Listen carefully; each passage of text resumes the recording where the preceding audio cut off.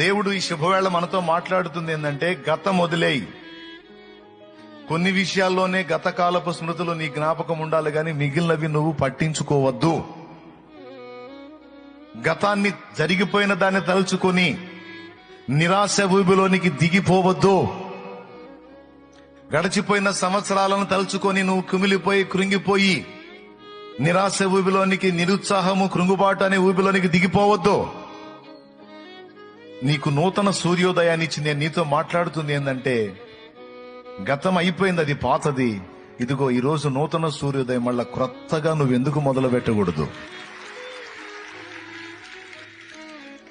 నూతన ప్రయత్నం, నూతన విశ్వాసం, నూతన నిరీక్షణ, నూతన ఆశలు, నూతన ఆలోచనలు, నూతన ప్రయత్నాలు నువ్వెందుకు చేయకూడదు?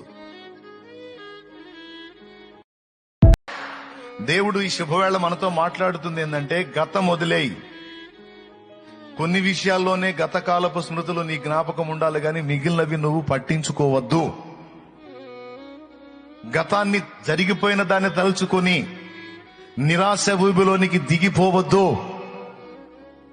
గడిచిపోయిన సంవత్సరాలను తలుచుకొని నువ్వు కుమిలిపోయి కృంగిపోయి నిరాశ ఊబిలోనికి, నిరుత్సాహము, కృంగుబాటు అనే ఊబిలోనికి దిగిపోవద్దు.